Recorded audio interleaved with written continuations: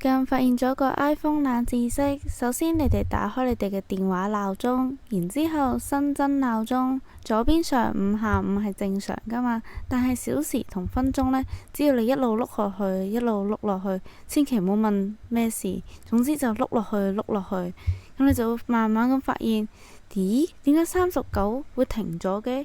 咁小時呢？呢個位恭喜大家浪費咗人生20秒。